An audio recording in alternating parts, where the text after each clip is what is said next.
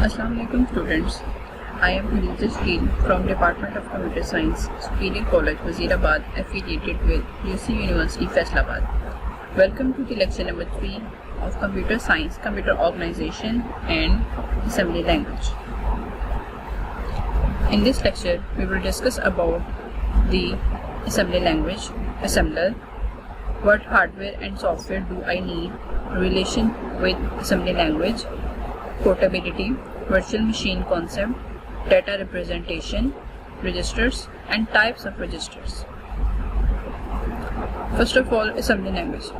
assembly language के बारे में जैसे कि हम पहले बहुत ज़्यादा डिटेल में पढ़ चुके हैं. assembly language किस लिए यूज़ की जाती है और इसका क्या पर्पज़ है, इसको थोड़ा सा देख लेते हैं कि assembly language क्या है, ओवरव्यू कर लेते हैं.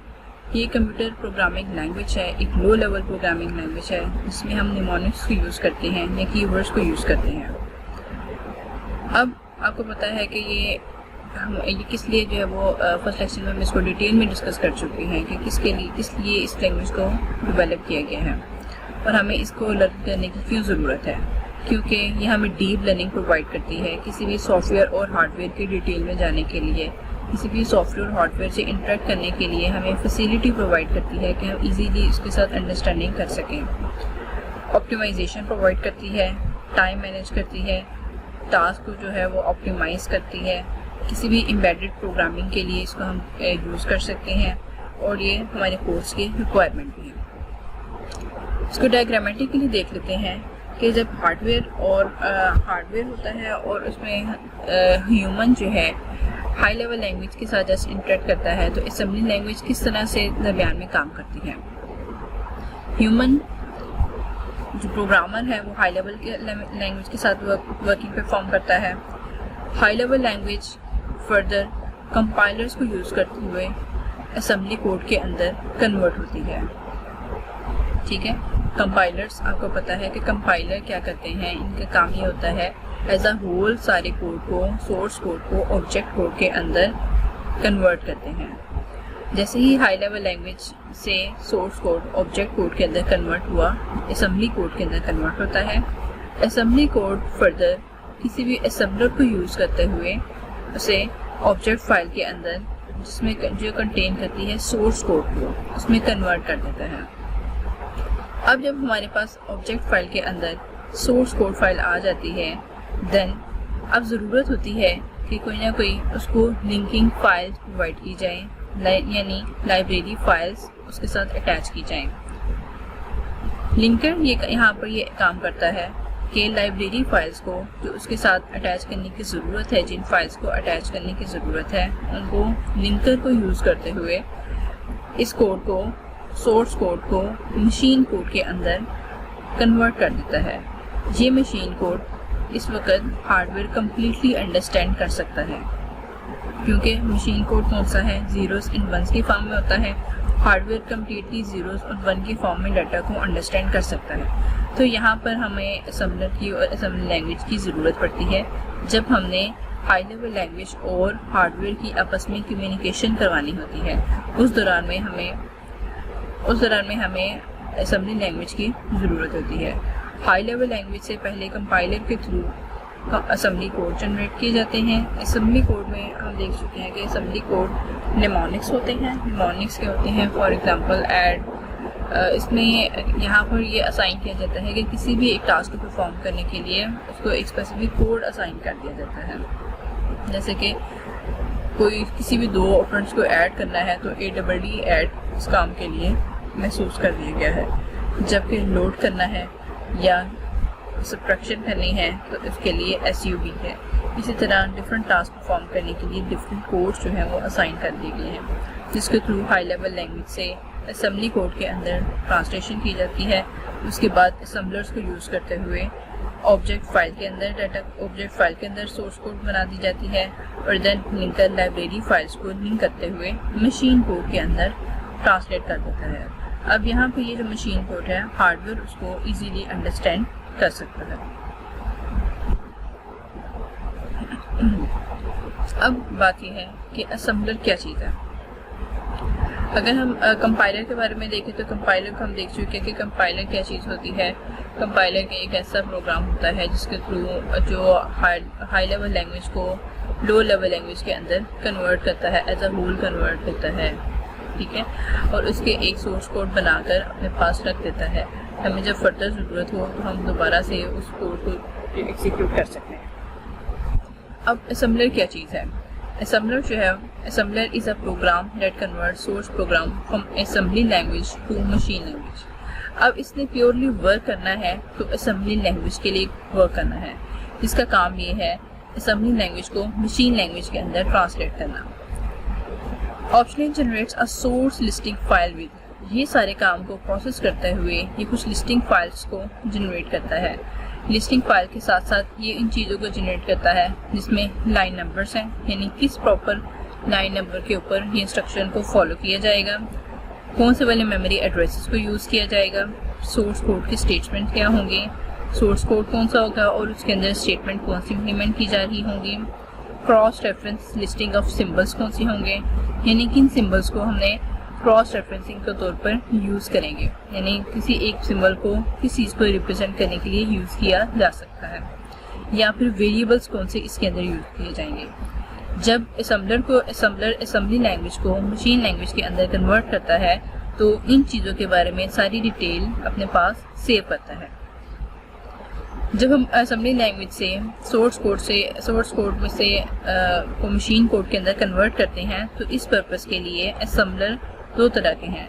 एक है फॉर इंटेल फैमिली के लिए मैसम, जिसको माइक्रोसॉफ्ट असेंबलर के नाम से बुलाया जाता है, और एक है टेसम, TASM, बोलेंड टर्बो असेंबलर। हम इस कोर्स के अंदर मैसम को फॉलो करेंगे। नेक्स्ट लिंकर के बारे में हम देख चुके हैं। लिंकर क्या काम परफॉर्म करता है? ये लाइब्रेरी फाइल्स को लिंक करता है, combines individual files created by assembler into a single executable file. Linker का काम ये होता है कि डिफरेंट किस्म की जो लाइब्रेरीज होती हैं वो सेपरेटली लिंकर के पास पड़ी होती हैं। अब सोर्स कोड को जिस फाइल की ज़रूरत होती है उन इंडिविजुअली फाइल्स को लिंकर क्या काम करता है, उनको उठाकर सोर्स कोड के अंदर सोर्स कोड के साथ कंबाइन कर देता है और फिर उसको प्रोग्राम के साथ एग्जीक्यूट करता है। लिंकर का काम ये होता है कि जो सिस्टम के जो लाइब्रेरी फाइल्स की उसको ज़रूरत है प्रोग्राम को, वो उसके साथ एग्जीक्यूट कर दी जाए। उसके बाद डिबगर क्या करता है? ये प्रोवाइड करता है a way for a programmer to trace execution of a program and examine the content of memory. Debugger का काम यहाँ पर ये होता है कि उसने मेमोरी के कंटेंट को एग्जामिन करना होता है और प्रोग्राम की एग्जीक्यूशन करवानी होती है। अब प्रोग्राम की एग्जीक्यूशन उस वे में करवानी होती है कि जिस तरह से प्रोग्रामर ने उनकी इंस्ट्रक्शन को या उस प्रोग्राम की एग्जीक्यूशन करवाने के लिए कहा गया है। डिबगर ने इस चीज़ को इंश्योर करना होता है कि उसे मेमोरी में प्रॉपर जो है वो जगह मिल गई है, उसकी मेमोरी मैनेजमेंट क्या है और एग्जीक्यूशन जो है प्रोग्राम की वो प्रॉपरली वर्किंग परफॉर्म करनी है या नहीं करनी। तो यहाँ पर जो है ये खत्म होता है कि असेंबलर के अंदर लिंकर और डिबगर का क्या रोल है। उसके बाद है कि what hardware and software do I need. अब ये सारा काम परफॉर्म करने के लिए हम असेंबली लैंग्वेज पढ़ रहे हैं, इसमें हम डिफरेंट प्रोग्राम्स भी देखेंगे करके, लेकिन हमें इस सारे काम को परफॉर्म करने के लिए कौन से हार्डवेयर और सॉफ्टवेयर की ज़रूरत है। पहली बात तो ये है कि हमें कोई भी एडिटर हम ले सकते हैं।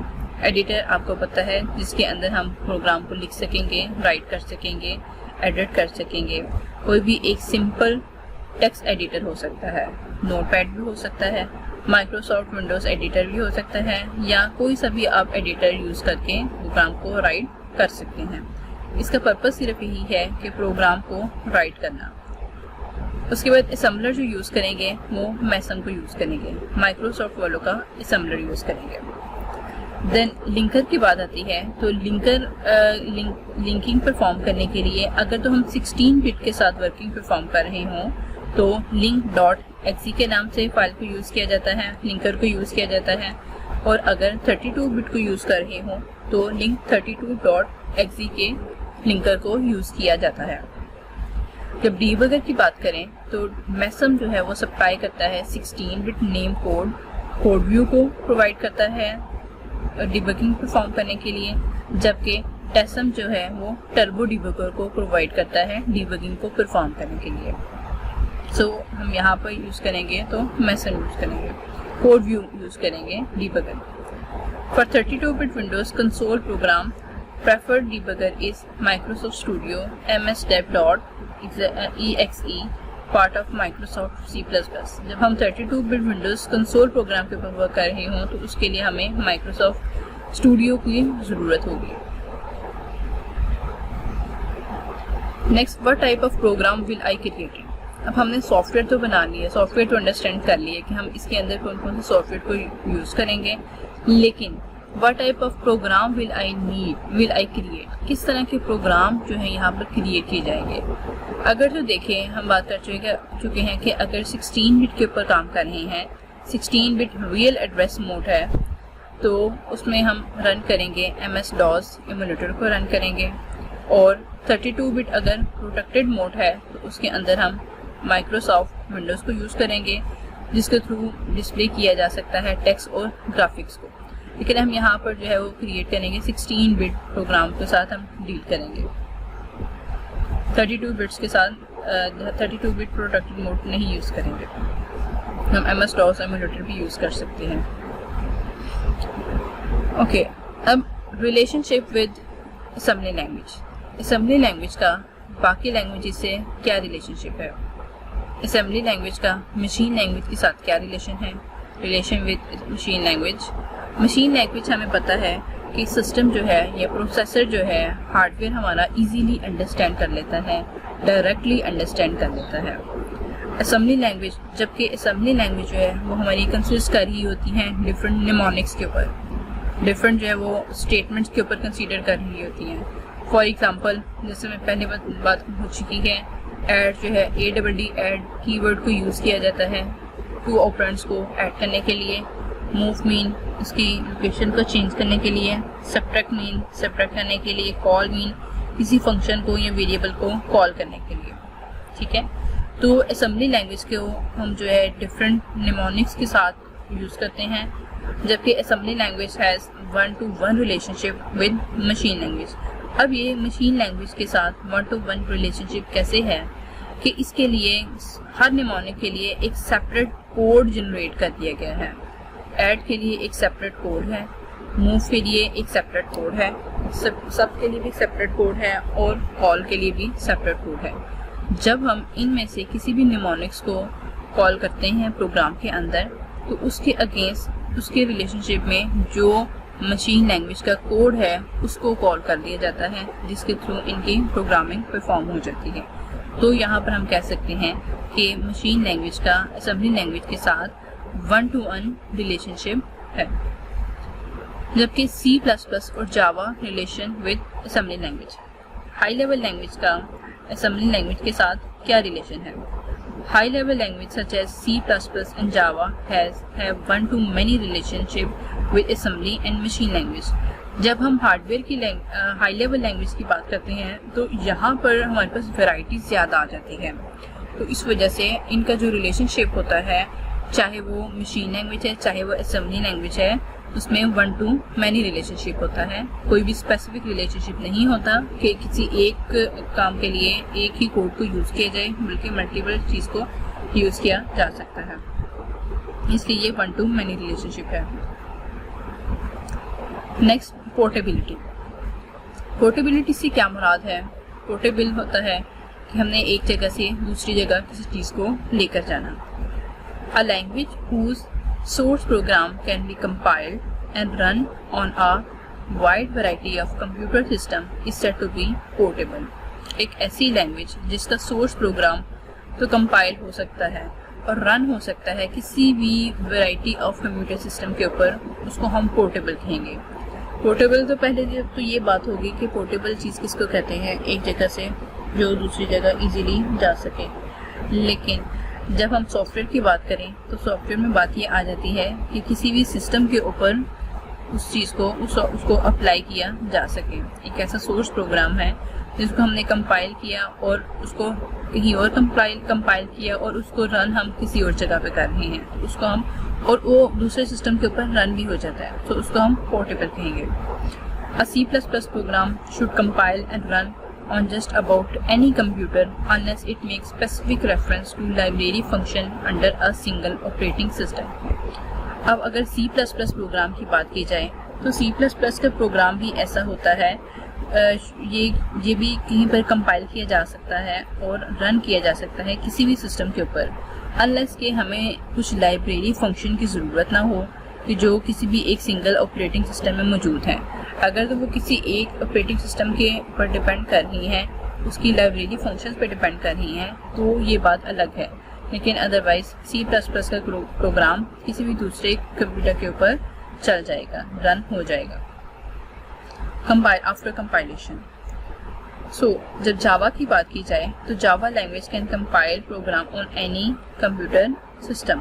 जावा प्रोग्राम जो है ये कहीं जावा लैंग्वेज जो है ये किसी भी प्रोग्राम के ऊपर कंपाइल हो सकती है। उसकी वजह ये है कि जावा के वो पहले जावा कोड के अंदर बाइट कोड के अंदर कन्वर्ट किया जाता है और उसके बाद JVM को यूज़ करते हुए इन कोड को मशीन कोड के अंदर कन्वर्ट किया जाता है।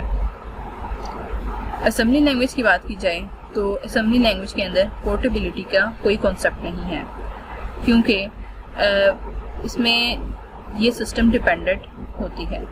Ties to specific processor family, ये टाइज कर रही होती है प्रोसेसर की एक स्पेसिफिक फैमिली के साथ टाई करती है जो उसी के ऊपर डिपेंड कर रही होती है। डिफरेंट असेंबली लैंग्वेज यूज़ की जाती हैं प्रोसेसर की फैमिली के अंदर। फॉर एग्जांपल स्पेसिफिक कंप्यूटर्स हैं जैसे मोटोरोला है, 68 है, Intel IA32, Sun SPARCs, VAX and IBM 370। तो जो सिस्टम की स्पेसिफिकेशन है उसके अकॉर्डिंगली असेंबली लैंग्वेज उसके ऊपर डिपेंड करती है। ये पोर्टेबल फैसिलिटी प्रोवाइड नहीं करती कि हम एक के ऊपर हम उसे कंपाइल करें और दूसरे के ऊपर उसको रन कर सकें, ऐसी फैसिलिटी प्रोवाइड नहीं करती। उसके बाद हम आते हैं वर्चुअल मशीन के कॉन्सेप्ट पर। वर्चुअल मशीन का कॉन्सेप्ट क्या चीज़ है?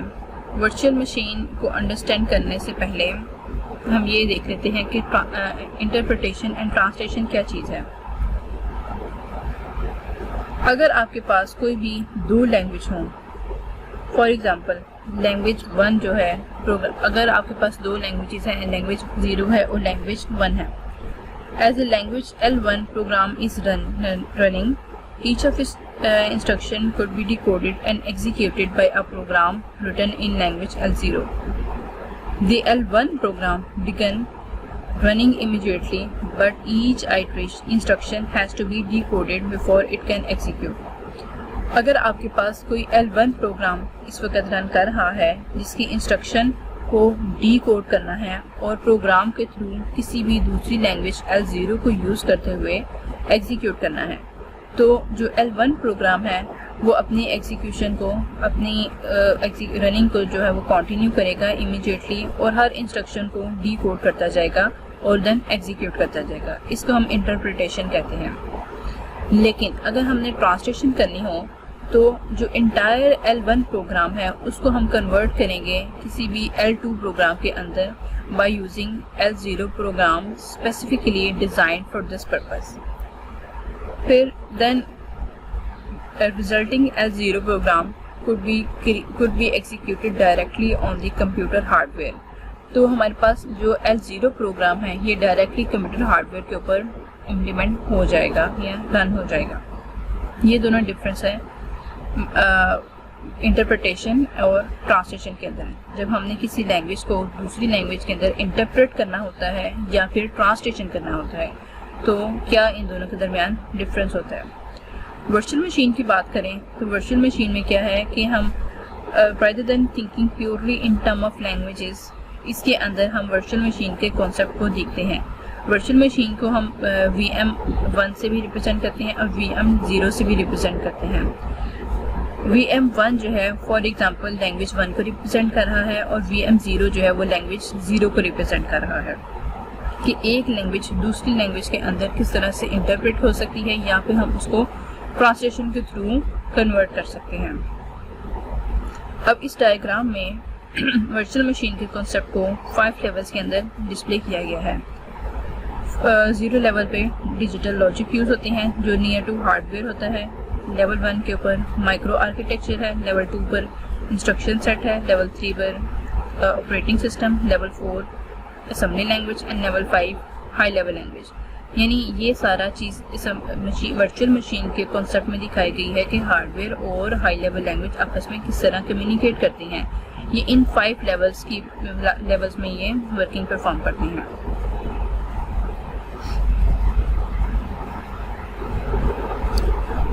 लेवल 0 की बात की जाए तो लेवल 0 में देखिए डिजिटल लॉजिक है, ये रिलेट करती है एक्चुअल कंप्यूटर को और language, which means level 1 for VMI1 and level 0 for VMI2। For example जी, आपके पास कंप्यूटर के अंदर कंप्यूटर चिप जो है वो मैन्युफैक्चरर ये प्रोवाइड करता है। ये कंप्यूटर जो मैन्युफैक्चरर है ये मशीन लैंग्वेज इसके अंदर होती है, डिजिटल लॉजिक इसके अंदर होती हैं। ये बेसिक जो है ये इंस्ट्रक्शन होती हैं कंप्यूटर की जो नियर टू हार्डवेयर होती हैं, यानी मशीन की प्योरली इंस्ट्रक्शंस होती हैं जिसमें इसको प्रोग्राम को राइट किया जाता है। अच्छा, उसके बाद सेकंड पे हमारे पास आ जाती हैं माइक्रो आर्किटेक्चर या फिर लेवल 1। अब यहाँ से उससे थोड़ा सा अब चले गए हैं। कंप्यूटर मैन्युफैक्चरर जो होता है, कंप्यूटर चिप मैन्युफैक्चरर, ये मेक इट पॉसिबल बनाता है कि माइक्रो आर्किटेक्चर को किस तरह से डेवलप किया जाए। 3 to 4 माइक्रो इंस्ट्रक्शंस बनाई जाती हैं to carry out a primitive operation, for example fetching a number और इंक्रीमेंट बाय अ नंबर। किसी भी चिप के इसके काम को, टास्क को परफॉर्म करने के लिए जो मैन्युफैक्चरर होता है उन कोड्स को जनरेट करता है, उन इंस्ट्रक्शंस को 3 to 4 माइक्रो इंस्ट्रक्शन को जनरेट करता है इस टास्क को परफॉर्म करने के लिए, और ये कोई भी एक आम प्रोग्रामर यूज़ नहीं कर सकता। देन लेवल 2 पे इंस्ट्रक्शन सेट आर्किटेक्चर आता है। इंस्ट्रक्शन सेट आर्किटेक्चर में जो कंप्यूटर चिप मैन्युफैक्चरर है ये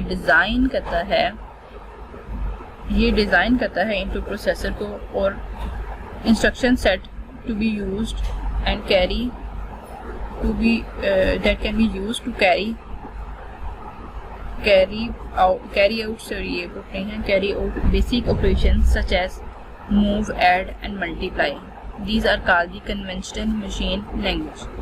अब यहाँ पर क्या होता है कि जो इंस्ट्रक्शन सेट आर्किटेक्चर है लेवल 2, इसके अंदर कैरी आउट की जाती हैं कुछ बेसिक ऑपरेशंस को। कौन कौन से बेसिक ऑपरेशंस को? मूव का, ऐड का, मल्टीप्लाई का, जिनको हम कन्वेंशनल मशीन लैंग्वेज भी कहते हैं। देन उसके बाद आ जाता है ऑपरेटिंग सिस्टम। ऑपरेटिंग सिस्टम से आप सब अवेयर ही हैं कि ये क्या करता है, इनेबल करता है प्रोग्रामर को कि ये मज़ीद प्रोडक्टिव वे में बिहेव कर सके, और इंटरेक्टेबल कमांड्स को डिस्प्ले करता है जिसके थ्रू यूज़र की इंटरेक्शन इंक्रीज होती है और यूज़र इजीली लोड और एग्जीक्यूट कर सकता है प्रोग्राम्स को। ये हमें विजिबल प्लेटफॉर्म प्रोवाइड करता है। देन लेवल 4 के अंदर असेंबली लैंग्वेज आ जाती है। ये असेंबली लैंग्वेज हमें प्रोवाइड करती है translation layer that make large scale software development practical, जो हमें लार्ज स्केल प्रोग्राम्स की डेवलपमेंट को, लार्ज स्केल सॉफ्टवेयर के डेवलपमेंट को प्रैक्टिकल बना देती है। इस तरह से यहाँ पर हैं निमोनिक्स को यूज़ करती हैं, ऐड, सब, मूव, इस तरह की निमोनिक्स को यूज़ करते हुए ट्रांसलेट करती है टू इंस्ट्रक्शन सेट आर्किटेक्चर में, यानी लेवल 2 के अंदर इसको ट्रांसलेट करती है। लेवल 3 से होती हुई इसको भी लेवल 2 के अंदर ट्रांसलेट करती है। कोई भी जो असेंबली लैंग्वेज स्टेटमेंट होती है सच एज इंटरप्शन कॉल, ये एग्जीक्यूट की जाती हैं बाय ऑपरेटिंग सिस्टम लेवल 3। जब कोई भी इंटरप्शन जनरेट होती है तो वो लेवल 3 के थ्रू जनरेट होती है। और assembly language program are use translated या असेंबल करते हैं उन चीज़ों को इंटायरली, ताकि मशीन कोड के अंदर उसको एग्जीक्यूट किया जा सके। उसके बाद लेवल 5 यानी हाई लेवल लैंग्वेज आ जाती हैं। हाई लेवल लैंग्वेज में हमें पता है कौन सी लैंग्वेज आती हैं, जैसे C++, C#, विजुअल बेसिक, जावा। ये क्या टास्क परफॉर्म करती हैं? ये पावरफुल स्टेटमेंट होती है जिसको ट्रांसलेट कर दिया जाता है इनटू मशीन इंस्ट्रक्शन में। एट लेवल 4 जब हमने मशीन इंस्ट्रक्शन के थ्रू लेवल 4 को यूज़ करते हुए, लेवल 4 के अंदर डीबगर को यूज़ करते हुए इन स्टेटमेंट को ट्रांसलेट करते हैं मशीन इंस्ट्रक्शन के अंदर। लेवल 5 जो है वो ट्रांसलेट करता है कंपाइलर के थ्रू लेवल 4 के अंदर, और बिल्ट इन असेंबलर्स को यूज़ किया जाता है इमीडिएटली ट्रांसलेट करने के लिए। यानी लेवल 5 के अंदर हम क्या करते हैं, सबसे पहले इनको असेंबलर्स को यूज़ करते हुए, डिबगर को यूज़ करते हुए हम इसको असेंबली कोड के अंदर कन्वर्ट करते हैं, और देन उससे फर्दर फिर हम लेवल 3, 2, 0 और 1 के ऊपर जाते हुए डिजिटल लॉजिक या फिर मशीन कोड के अंदर, मशीन लैंग्वेज के अंदर सबको ट्रांसलेट कर देते हैं। तो ये वर्चुअल मशीन का कॉन्सेप्ट है कि किस तरह से लेवल 0, 1, 2, 3, 4 एंड 5 से होता हुआ सारा प्रोसेस करता है। होपफुली इसकी अंडरस्टैंडिंग हो चुकी होगी। उसके बाद है जी डाटा रिप्रेजेंटेशन। डाटा रिप्रेजेंटेशन ये आप ऑलरेडी पढ़ चुके होंगे। डाटा रिप्रेजेंटेशन किस तरह से किया जाता है कि इसको जस्ट मैं ओवरव्यू ही दूंगी। इसकी डिटेल अगर आपने जाकर देखनी हो तो वो बुक आप आईविन की देख सकते हैं, क्योंकि ऑलरेडी आप BLD के अंदर पढ़ चुके हैं ये सारी डिटेल। इसको मैं इस पर मैं वक्त ज़ाया नहीं करूँगी इनको डिस्कस करने में। सो ओवरव्यू जस्ट देख लेते हैं कि आपको होपफुली इन चीज़ों के बारे में अवेयरनेस होगी। बाइनरी नंबर किनको कहते हैं, अनसाइंड बाइनरी नंबर से क्या मुराद है, translating unsigned binary integers to decimal, translating unsigned binary integer to binary integer to decimal integer to binary, यहाँ पे मिस्टेक है। देन बाइनरी एडिशन कैसे सॉल्व की जाती है, इंटीजर स्टोरेज साइज कौन सा होता है, byte, word, double word and quad word. Hexadecimal integers कौन से हैं, हेक्साडेसिमल इंटीजर्स आपको पता है 16 बिट हम नंबर्स को हम हेक्साडेसिमल कहते हैं, जिनको आप 4 नंबर्स के साथ डिस्प्ले किया जाता है, 4 बिट्स के साथ डिस्प्ले किया जाता है। Converting unsigned hexadecimal to decimal, converting unsigned decimal to hexadecimal. Signed integers कौन से हैं और अनसाइंड इंटीजर कौन से हैं। टूज कम्प्लीमेंट नोटेशन क्या चीज़ है, हम टूज कम्प्लीमेंट नोटेशन के अंदर किस तरह से कन्वर्ट करते हैं नंबर को। आपको पता है कि टूज कम्प्लीमेंट नोटेशन किस वक्त यूज़ की जाती है, जब हम साइंड नंबर के साथ डील कर रहे होते हैं तो हमें नेगेटिव नंबर का टूज कम्प्लीमेंट लेना होता है।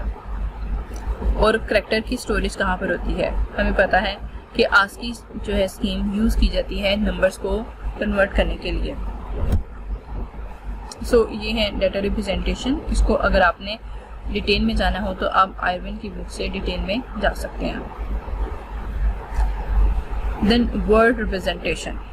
वर्ड रिप्रेजेंटेशन क्या है, आपको पता है कि 4 बाइट जो है वो वर्ड होता है, 4 बाइट वर्ड होता है, 4 बिट्स के अंदर जो है वो हम इसको रिप्रेजेंट करते हैं। 4 बाइट वर्ड होता है। इसमें लेफ्ट साइड के ऊपर मोस्ट सिग्निफिकेंट बिट होता है और राइट साइड के ऊपर लीस्ट सिग्निफिकेंट बिट होता है। मेमोरी के अंदर रिप्रेजेंटेशन किस तरह से होती है, रिप्रेजेंटेशन इसके अंदर इसकी दो तरह से की जा सकती है। एक लिटिल एंडियन नोटेशन होती है और दूसरी बिग एंडियन नोटेशन होती है। लिटिल एंडियन नोटेशन क्या होती है कि हम लेफ्ट साइड पे मोस्ट सिग्निफिकेंट बिट को यूज़ करें और राइट साइड पे लीस्ट सिग्निफिकेंट बिट को यूज़ करें। यानी आप क्या करें, जब एड्रेसिंग कर रहे हों, जब कोई भी राइट कर रहे हों, इनका मेमोरी में बिट्स को राइट कर रहे हों, तो मोस्ट सिग्निफिकेंट बिट आपने लेफ्ट साइड पर राइट करनी है और लीस्ट सिग्निफिकेंट बिट राइट पर राइट करनी है। लेकिन जब बिग एंडियन नोटेशन की बात की जाती है तो इसमें ये उल्ट हो जाता है, least significant bit left side पर रखनी होती है और जबकि most significant bit right side पर रखनी होती है। तो हम यहाँ पर जो है वो इस प्रोग्राम के अंदर, असेंबली के अंदर लिटिल एंडियन नोटेशन को फॉलो करते हुए इंस्ट्रक्शन को राइट करेंगे। Basic computer organisation. Basic computer organisation जो हम यहाँ पर रीड करने वाले हैं वो है IBM PC का, और जिसके अंदर रजिस्टर्स यूज़ किए जाते हैं IAPX88 रजिस्टर, यानी 16 बिट रजिस्टर्स को यूज़ किया जाएगा। बेसिक कंप्यूटर ऑर्गेनाइजेशन को हम डिटेल में सेकंड लेक्चर में डिस्कस कर चुके हैं। अब यहाँ पर हम रजिस्टर्स को देखेंगे। रजिस्टर्स क्या होते हैं और ये कहाँ पर मौजूद होते हैं। रजिस्टर्स जो है इनकी क्या ज़रूरत होती है। ये फास्टेस्ट जो है वो मेमोरी होती है जो CPU के अंदर रिजाइड होती है। इसका पर्पज़ ये होता है कि ये ऑप्टिमाइजेशन प्रोवाइड करती है CPU को। ऑप्टिमाइजेशन यानी जो चीज़ें सीपीयू के पास मौजूद होती हैं उसको इजी टू एक्सेस करने के लिए उन चीज़ों को अपने पास रजिस्टर के अंदर स्टोर कर देता है। और ऑप्टिमाइजेशन ऑफ प्रोसेसिंग टाइम भी इसके साथ साथ होती है और अंडरस्टैंडिंग ऑफ हार्डवेयर और सॉफ्टवेयर इंटरेक्शन भी साथ साथ प्रोवाइड होती जाती है। हमें पता है कि सीपीयू को जब कोई भी इंफॉर्मेशन रिक्वायर होती है तो सबसे पहले वो अपने पास रजिस्टर में से चेक करता है कि क्या इंफॉर्मेशन वो डाटा रजिस्टर के अंदर मौजूद तो नहीं है। फर्स्ट ऑफ ऑल वो रजिस्टर में से चेक करेगा ताकि उसे बाहर जाना ही ना पड़े उस डाटा को पिक करने के लिए। पहले वो इसलिए रजिस्टर में से देखेगा। अगर तो इंफॉर्मेशन या डाटा उसको रजिस्टर्स में से नहीं मिलता तो देन कैशे में से चेक करेगा, कैशे मेमोरी के अंदर चेक करेगा। अगर तो कैशे मेमोरी में भी उसे नहीं मिला तो रैम के पास जाता है। अगर उसे रैम से भी नहीं मिलता देन वो हार्ड डिस्क के पास जाता है। ठीक है, तो इस तरह से ये यूँ समझ लें कि सीपीयू जो है ये सीपीयू के अंदर जो रजिस्टर है ये फास्टेस्ट मेमोरी है। ये क्विकली जो है वो एक्सेसिबल होता है सीपीयू को और ये बिल्ट इन भी होता है सीपीयू के अंदर। ये फास्टेस्ट स्टोरेज है, ये फास्टेस्ट लोकेशन भी है। और उसके बाद उसकी कैशे मेमोरी फास्टेस्ट है और देन उससे लेस रैम और उससे less hard disk. What is the origin of register? Origin of register जो है वो इंटेल 4004 में 4 है। इन 1971 में फेडरिको फेगी ने रिप्रेजेंट किया था, जिसमें हम रिकॉर्ड भी कर सकते हैं, कलेक्ट भी कर सकते हैं इंफॉर्मेशन को। तो ये हल्का सा कॉन्सेप्ट हो गया रजिस्टर्स का। रजिस्टर्स कहाँ पर होते हैं और इनका क्या पर्पस होता है। ये ऑप्टिमाइजेशन प्रोवाइड करते हैं और हार्डवेयर और सॉफ्टवेयर की आपस में इंटरेक्शन भी करवाते हैं। हार्डवेयर और सॉफ्टवेयर की इंटरेक्शन किस तरह से करवाते हैं, हम यहाँ पर डिफरेंट रजिस्टर के टाइप्स को यूज़ करते हुए देखेंगे कि किस तरह से इन दोनों की हार्डवेयर और सॉफ्टवेयर की इंटरेक्शन होती है। ये है जी IAP x88 registers, 16 bit registers हैं। 14 टोटल टाइप ऑफ रजिस्टर्स होती हैं। अब इस डायग्राम के थ्रू आपको ये आसानी हो जाएगी कि ये CPU है, इसके अंदर ये सब रजिस्टर्स हैं। रजिस्टर्स के अंदर देख लें, फर्स्ट पोर्शन आता है जनरल पर्पस रजिस्टर्स का। जनरल पर्पस रजिस्टर की बात की जाए तो हमारे पास 4 किस्म के जनरल पर्पस रजिस्टर होते हैं। उसके बाद यहाँ पर आते हैं कुछ सेगमेंट रजिस्टर्स आते हैं। सेगमेंट रजिस्टर्स भी 4 किस्म के होते हैं। और देन इंडेक्स रजिस्टर आते हैं। इंडेक्सिंग को परफॉर्म करने के लिए 2 तरह के रजिस्टर्स हैं। देन स्पेशल पर्पस रजिस्टर्स हैं, ये भी 2 तरह के रजिस्टर्स हैं। और उसके बाद फ्लैग्स हैं और VP। ओके, अब यहाँ पर हम इसकी फर्दर डिटेल में जाने से पहले ये देखते हैं कि ये अगर आपके पास 16 बिट का नंबर है, 16 बिट के मोस्ट जो सिग्निफिकेंट बिट हैं फर्स्ट उनको हम हाई कहेंगे, जबकि लीस्ट सिग्निफिकेंट बिट जो है 8 बिट उनको हम लो कहेंगे। ठीक हो गया। और इसके अलावा X जो है यहाँ पर रिप्रेजेंट किया जाता है 16 बिट को रिप्रेजेंट करने के लिए, जिसको हम एक्सटेंडेड टू 16 बिट कहते हैं। E यूज़ किया जाता है 32 बिट को रिप्रेजेंट करने के लिए, जबकि R को यूज़ किया जाता है विच रजिस्टर टू 64 बिट्स के लिए। ठीक है, ये टर्मिनोलॉजीज हम यूज़ करेंगे। इनके अंदर X जो है, जब हमने 16 बिट की बात करनी होगी तो उसके लिए X को यूज़ किया जाता है। 32 बिट्स की बात करनी हो तो E, 64 बिट्स की बात करनी हो तो R को यूज़ किया जाता है। अब यहाँ पर हम फर्दर आ जाते हैं डिटेल में। 4 टाइप्स हैं रजिस्टर के। First of all is general purpose register के अंदर देखा जाए तो अक्यूमुलेटर रजिस्टर आ जाता है। अक्यूमुलेटर रजिस्टर क्या करता है, ये बेसिक ऑपरेशन जो है ये प्रोवाइड करता है।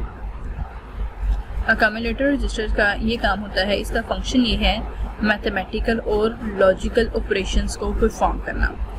The word size of a processor is defined by the width of its accumulator. किसी भी प्रोसेसर का जो वर्ड साइज होता है हम अक्यूमुलेटर की विड्थ के ऊपर डिपेंड करते हैं।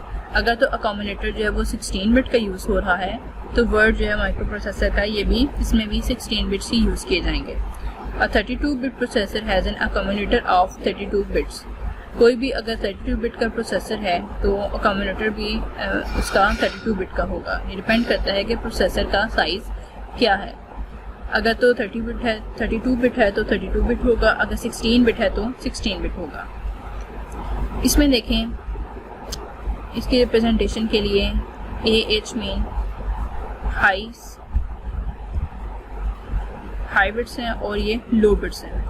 टोटल ये 16 बिट्स हैं, टोटल 16 बिट, जिसमें स्टार्टिंग वाली को मैंने आपको बताया था कि इसको हाई बिट्स कहते हैं और बाद वाली को लो बिट्स कहते हैं।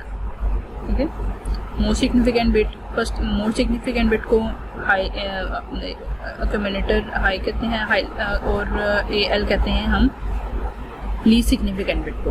और 8 + 8 ये टोटल मिलकर 16 बन जाती हैं। इनमें 16 में रिप्रेजेंटेशन होगी तो हम इसको AX से रिप्रेजेंट करेंगे। जो फर्स्ट हाफ है यानी मोस्ट सिग्निफिकेंट 8 बिट्स हैं उनको हम AH से रिप्रेजेंट करेंगे, और जो लीस्ट सिग्निफिकेंट बिट है 8 बिट है उनको हम AL से रिप्रेजेंट करेंगे। जब इन दोनों को कंबाइन करेंगे तो 16 बिट्स बन जाएंगी और उसको AH के साथ रिप्रेजेंट करेंगे। अगर यहाँ पर 16 बिट मज़ीद और आ जाएं तो टोटल बिट्स 32 बन जाएंगी। 32 बिट्स को EAX के साथ रिप्रेजेंट किया जाता है।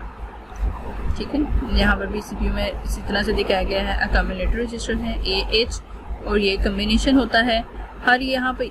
ये जब हम जनरल पर्पस रजिस्टर की बात करते हैं तो ये बात आपने याद रखनी है कि 16 बिट है तो उसके 8 बिट्स को हम सेपरेटली देख सकेंगे और रिमेनिंग 8 बिट्स को हम सेपरेटली देख सकेंगे।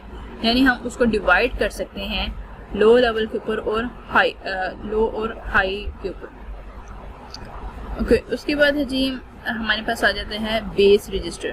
बेस रजिस्टर क्या करता है, ये होल्ड करता है एड्रेस ऑफ डाटा को।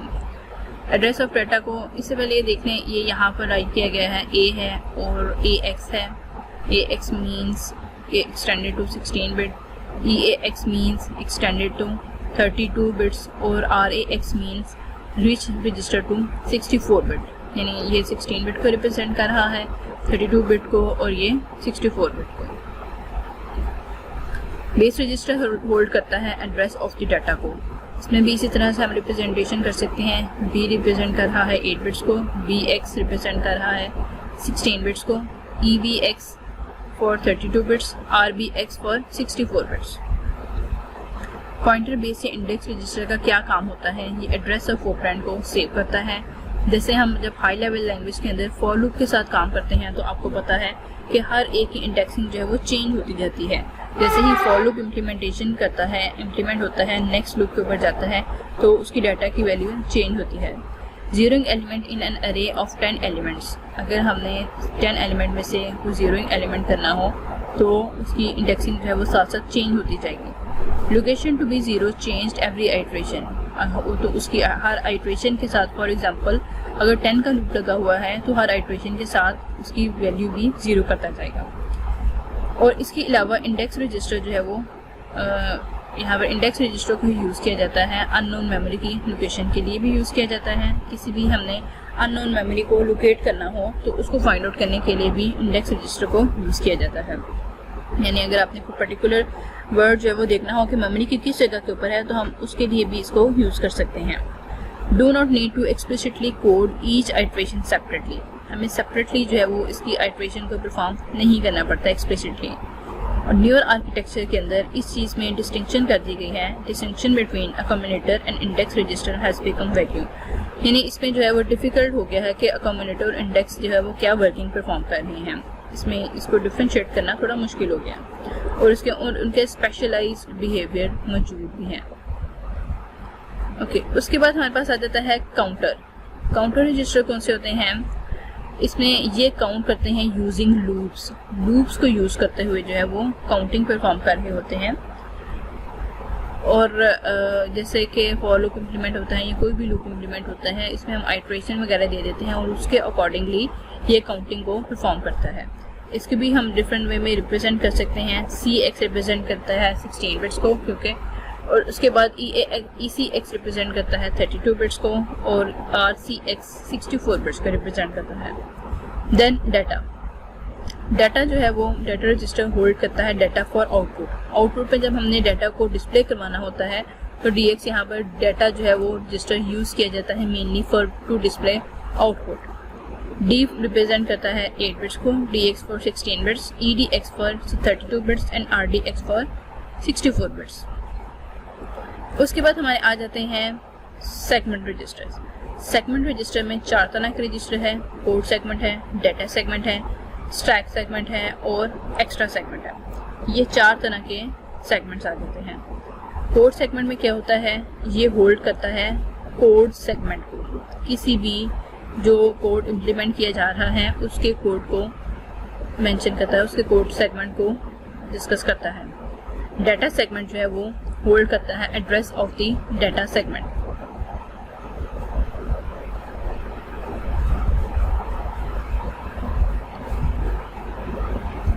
इससे डाटा सेगमेंट जो है वो डिस्कस करता है, होल्ड करता है डाटा सेगमेंट को। स्टैक सेगमेंट होल्ड करता है स्टैक सेगमेंट को। एक्स्ट्रा सेगमेंट जो है ये इसकी अगर ज़रूरत पड़े तो उस वक्त इस एड्रेस को यूज़ करता है, किसी भी एड्रेस को होल्ड करने के लिए यूज़ करता है। इसको हम फर्दर ज़रा देख लेते हैं। यही जो है वो जनरल पर्पस रजिस्टर की रिप्रेजेंटेशन की जा रही है। 32 बिट जनरल पर्पस रजिस्टर्स में EAX, EBX, ECX और EDX हैं। उसके अगेंस्ट हम देखने के कौन कौन से रजिस्टर्स मज़ीद हैं। सबसे पहले segment registers. Segment registers use a based location for pre assigned memory areas. यहाँ पर ये जो सेगमेंट रजिस्टर्स होते हैं प्री असाइंड मेमोरीज के लिए यूज़ किए जाते हैं, जिनको हम सेगमेंट्स कहते हैं। यानी प्री असाइंड को मेमोरी है पहले से ही डिफाइन कर दी गई है, ये इस पर्पस के लिए यूज़ की जानी है, as a base location use की जानी है। उस चीज़ को हम सेगमेंट रजिस्टर कहते हैं। मेमोरी का ये समझ लें कि क्वेश्चन सेपरेट होता है जिसको आप सेगमेंट के तौर पर व्यू कर सकते हैं। ये समझ लें जब हम असेंबली लैंग्वेज की बात करते हैं तो हर सेगमेंट से डिफरेंट व्यू प्रेजेंट होता है। इस सेगमेंट रजिस्टर की बात करते हुए हम इस तरह से देख लेते हैं कि 4 एक चीज़ की विंडोज़ हैं और चारों का एक डिफरेंट व्यू है। फॉर एग्जांपल हम एक बिल्डिंग की एग्जांपल ले लेते हैं और उसमें जिसमें 4 जो है वो पोर्शन हैं। अब नीचे ग्राउंड जो है वो नज़र आएगी और हर एक विंडो से फर्स्ट फ्लोर में से 4 फ्लोर में फर्स्ट फ्लोर की विंडो से अगर देखें वही ग्राउंड नज़र आएगी, सेकंड फ्लोर की विंडो से देखें वही ग्राउंड नज़र आएगी, लेकिन उसका व्यू थोड़ा सा चेंज होगा। थर्ड फ्लोर से देखें उसी विंडो से तो भी वही ग्राउंड नज़र आएगी बट व्यू चेंज होगा। फोर्थ फ्लोर से देखें व्यू चेंज होगा बट इसका जो है वो हमें वही चीज़ नज़र आएगी। अब ये समझिए कि सेगमेंटेड रजिस्टर भी, सेगमेंटेड मेमोरी भी इसी तरह की ही मेमोरी होती है, हमें डिफरेंट व्यूज़ ये प्रोवाइड करती है, जिसकी डिटेल हम फर्दर जो है वो देखेंगे किस तरह से ये व्यूज़ सेपरेटली प्रोवाइड करती है। इसमें 4 तरह के रजिस्टर होते हैं। ये हम देख चुके हैं कि प्रोग्राम इंस्ट्रक्शन अगर इम्प्लीमेंट करनी हो तो कोड है, कोड रजिस्टर है। डाटा अगर होल्ड करना हो वेरिएबल्स का डाटा तो डाटा रजिस्टर है, इसके लिए डाटा सेगमेंट है। स्टैक सेगमेंट के लिए जो है वो स्टैक सेगमेंट के अंदर हम स्टैक की वैल्यूज़ को डिस्कस करते हैं। होल्ड करती है लोकल फंक्शन वेरिएबल्स को और फंक्शंस के पैरामीटर को। एक्स्ट्रा सेगमेंट के अंदर स्पेशल रजिस्टर्स होते हैं जो रिलेट करते हैं इंटेल सेगमेंटेड मेमोरी मॉडल के साथ।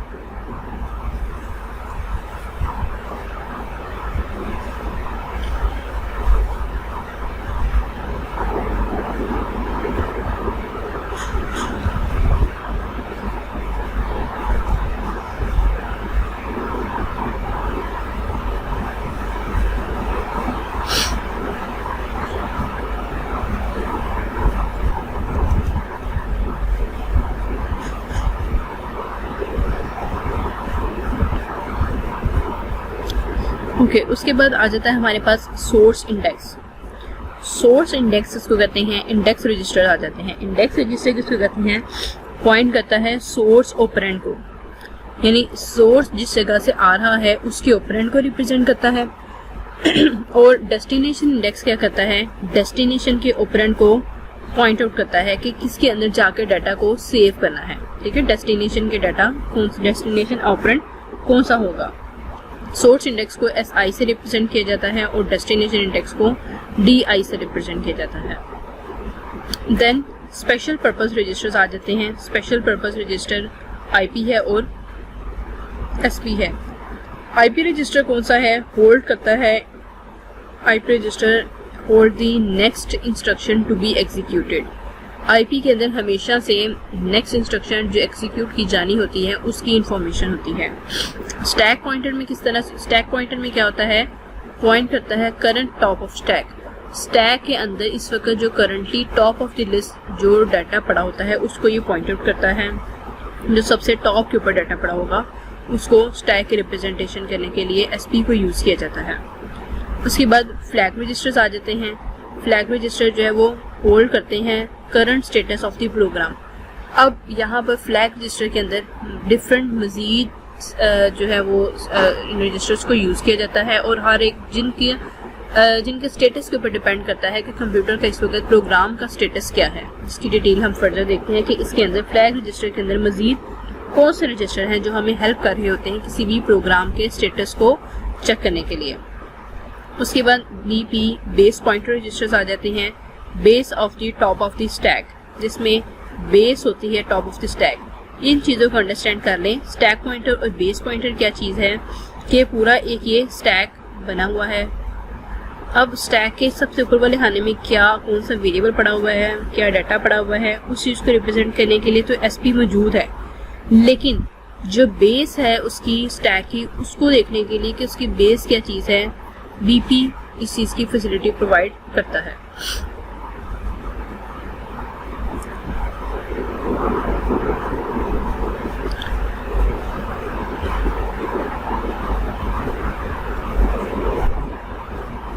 ये अगेन जो है वो रिप्रेजेंटेशन है जनरल पर्पस रजिस्टर्स की। ये 32 बिट जनरल पर्पस रजिस्टर है और ये 16 बिट जनरल पर्पस रजिस्टर है। IA32 बेसिक प्रोग्राम एग्जीक्यूशन के रजिस्टर हैं। जनरल पर्पस रजिस्टर में 32 बिट रजिस्टर्स कौन से हैं, 16 bit, 8 bit and 8 bit high and 8 bit लो। इनका हम पहले डिस्कस कर चुके हैं कि communicator register, base register and counter register and data register, यानी इन सबको 8 बिट्स भी हैं। फर्स्ट जो है 8 बिट्स, इसकी मोस्ट सिग्निफिकेंट बिट उनको हाई कहते हैं, जो लीस्ट सिग्निफिकेंट बिट है उनको लो कहते हैं। कंबाइन किया जाए तो 16 बिट और देन दो 16 बिट्स को कंबाइन किया जाए तो 32 बिट, जिसको हम EAX, EBX, ECX और EDX से रिप्रेजेंट करते हैं। जब सिंपल लिखा हुआ आएगा AX, BX, CX और DX तो इट मीन्स कि ये 16 बिट्स को यूज़ किया जा रहा है। जब AH लिखा हुआ आएगा तो इट मीन्स के AH इसके साथ लिखा हुआ आएगा तो इट मीन्स के हाई बिट्स को यूज़ किया जा रहा है। जब L लिखा हुआ आएगा तो इट मीन्स के लो बिट्स को यूज़ किया जा रहा है। इसी तरह से ESI, EDI, EBP and ESP use की जाती हैं 32 बिट्स के लिए, जबकि 16 बिट के लिए हम SI source index, DI destination, base pointer and stack pointer को देखते हैं। तो ये की पॉइंट्स नजर आएंगे तो इट मीन्स के 16 बिट की बात की जा रही है। देन सेगमेंट रजिस्टर की हम बात कर चुके हैं। प्रोग्राम काउंटर या इंस्ट्रक्शन पॉइंटर। प्रोग्राम काउंटर क्या होता है, ये address of next instruction to be executed को डिस्कस करता है कि इंस्ट्रक्शन का नेक्स्ट एड्रेस कौन से वाला होगा। Contain the machine instruction manipulates this address causing the program to branch to a new location। अब यहाँ पर इसी कंप्यूटर से रिलेटेड प्रोग्राम से रिलेटेड न्यू लोकेशन पे भी जा सकता है, क्योंकि इसने मैनिपुलेट करना होता है एड्रेस को, तो प्रोग्राम के एग्जीक्यूशन के अकॉर्डिंगली ये चेंज होता जाता है। देन आ जाते हैं फ्लैग या program status word. Program status word किसको कहते हैं, इसका ये फंक्शन होता है इन फ्लैग्स का collection of different boolean information, each bit has an independent meaning। यहाँ जब हम बात कर रहे थे फ्लैग रजिस्टर की तो जिसमें ये डिफाइन है कि होल्ड करता है current status of program. Current status of program को डिस्कस करने के लिए हमारे पास यहाँ पर कलेक्शन ऑफ इंडिपेंडेंट बिट्स मौजूद होती हैं, जो हर एक का मीनिंग डिफरेंट होता है। ये इट इज़ एन 8, 16 एंड 32 बिट रजिस्टर्स होते हैं। जब इनकी वैल्यूज़ को हम कंबाइन करते हैं तो इसका कोई भी मीनिंग नहीं होता। इसकी वैल्यू तभी यूज़फुल होती है जब हम इसको सब रजिस्टर को सेपरेटली देख सकते हैं। एक रजिस्टर इफ फ्लैग, इसमें दो ही वैल्यू होती है फ्लैग्स की, या तो 1 होती है वैल्यू या फिर 0 होती है। अगर फ्लैग की वैल्यू 1 हो, सेट ये 1 किया गया हो, इक्वल टू 1 हो, तो it means it is clear या सेट हो गया है, और when it is equal to 0।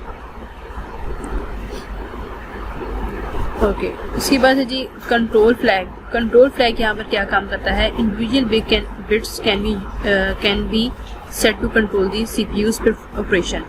Her individual bit जो है वो सीपीयू के ऑपरेशन को कंट्रोल करने के लिए यूज़ की जाती है। डायरेक्शन और इंटरप्ट फ्लैग्स ये दोनों यूज़ किए जाते हैं सीपीयू के ऑपरेशन को कंट्रोल करने के लिए, जिसमें CLI जो है वो इंटरप्शन फ्लैग्स को क्लियर करता है, जबकि STI सेट करता है इंटरप्शन फ्लैग को। जब इंटरप्शन से क्या मुराद है कि अगर सीपीयू ने बैरूनी दुनिया से यानी एक्सटर्नली कोई भी इंटरप्शन उसके पास आती है, अगर उसने उसको अलो किया हुआ है तो STI को सेट कर देगा, अगर उसने अलो नहीं करना तो CLI को क्लियर कर देगा।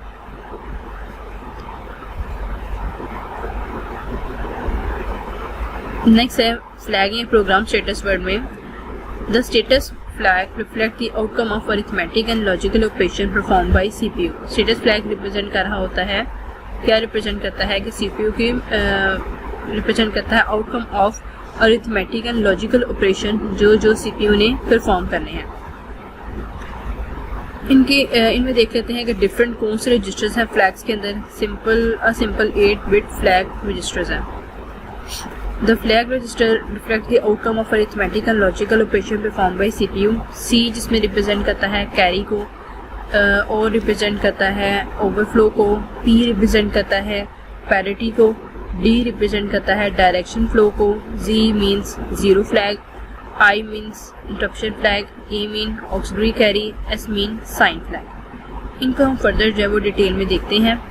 कैरी फ्लैग क्या होता है कि अगर आपने दो 16 बिट्स को ऐड किया है और उसका रिजल्ट 17 बिट्स जनरेट हो गया है, तो आपकी एक बिट जो है जो 17th बिट है वो कहाँ पर जाएगी। जैसे कि हम यहाँ पर डिस्कस कर चुके हैं कि इन फ्लैग्स के अंदर इनका दो ही स्टेटस होते हैं, या तो इनका 1 स्टेटस होता है या फिर 0 स्टेटस होता है। 1 स्टेटस का मतलब है कि ये फ्लैग सेट हो गया है, यानी ये टास्क जो पर्टिकुलर उसके अगेंस्ट है वो परफॉर्म किया जा रहा है। अगर हम कैरी फ्लैग की बात करें, दो नंबर्स को 16 बिट को जमा किया तो 17 बिट आंसर आ गया। 17 जो बिट है वो कहाँ पर जाएगी, वो कैरी फ्लैग में CF के पास चली जाएगी। तो इट मीन्स कि CF फ्लैग की वैल्यू क्या आ जाएगी, 1 आ जाएगी। 1 मीन्स कि कैरी एक जनरेट हो गया है। अगर कैरी जनरेट ना हो तो CF की वैल्यू 0 रहेगी। Parity flag, parity is the number of 1 bits in a binary number के नंबर। पैरिटी फ्लैग ये चेक करता है कि टोटल नंबर ऑफ 1 जो है कितनी मौजूद है। हम यहाँ पर इसको सेट कर सकते हैं, इवन भी सेट कर सकते हैं या फिर ऑड भी सेट कर सकते हैं। ये हम अपनी जो कम्युनिकेशन को वेरीफाई करने के लिए from the sender to receiver ये इंटेग्रिटी चेक्स लगा देते हैं कि क्या हमारा डाटा एक जगह से दूसरी जगह बिल्कुल सिक्योर वे में चला गया है। हम यहाँ पर पैरिटी चेक लगाकर चेक कर सकते हैं, और पैरिटी चेक हम इवन भी लगा सकते हैं और ऑड भी लगा सकते हैं कि टोटल नंबर ऑफ वंस कितने मौजूद है बाइनरी नंबर के अंदर। और अगर तो टोटल नंबर ऑफ वंस मौजूद होंगे तो वो यस कर देगा, अगर मौजूद नहीं होंगे तो वो 0 कर देगा। उसके बाद ऑक्सिलरी कैरी आ जाएगा। ऑक्सिलरी कैरी क्या करता है कि a number in base 16 is called a hexa number. Hexa number हमें पता है कि बेस लाइन अगर 16 नंबर हो तो हेक्सा नंबर उनको कहते हैं, जिनको हम 4 बिट्स के साथ रिप्रेजेंट करते हैं। और कोई भी कलेक्शन ऑफ 4 बिट्स को निबल कहा जाता है। ड्यूरिंग एडिशन और सब्ट्रैक्शन कैरी जनरेट होता है from 1 nibble to next this flag is set.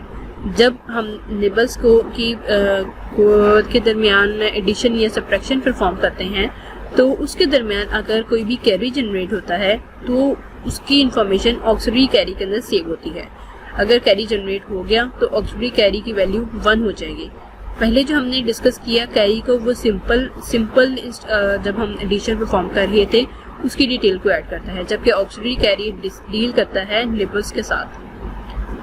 Carry flag is for the carry from word addition, while auxiliary carry is carry from the first nibble to the second. ठीक है जी, ये word के addition के साथ deal करता है, जबकि जो ऑक्सिलरी कैरी है ये निबल के साथ डिस्कस करता है। Than zero flag, zero flag जो है वो सेट हो जाता है अगर लास्ट मैथमेटिकल या लॉजिकल इंस्ट्रक्शन के अंदर कोई भी 0 को जनरेट किया जाए इसकी डेस्टिनेशन में। फॉर एग्जांपल अगर किसी भी दो नंबर्स को मल्टीप्लाई किया गया, फॉर एग्जांपल 2 × 0 हो गया है, तो आपको पता है कि इसका रिजल्ट 0 ही आएगा।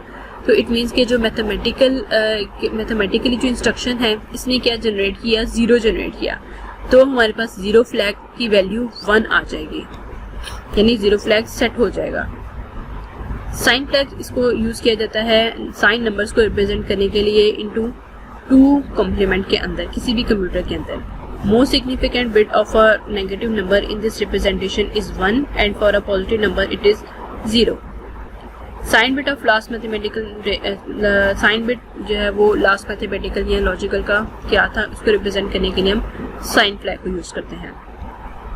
उसके बाद है ट्रैप फ्लैग। ट्रैप फ्लैग जो है वो स्पेशल रोल होता है डिबगर के अंदर, जिसको फर्दर डिस्कस किया जाएगा।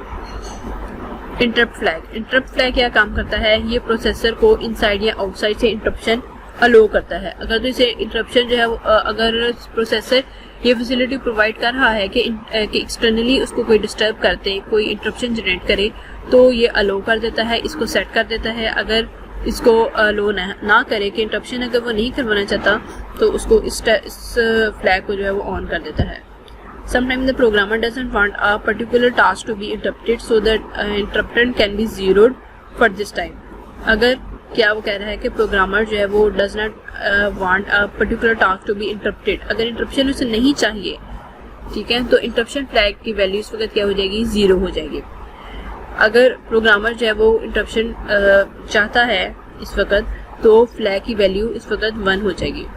इंटरप्शन कैन बी डिसेबल और enable by making this bit 0, 1 and respectively using special instruction.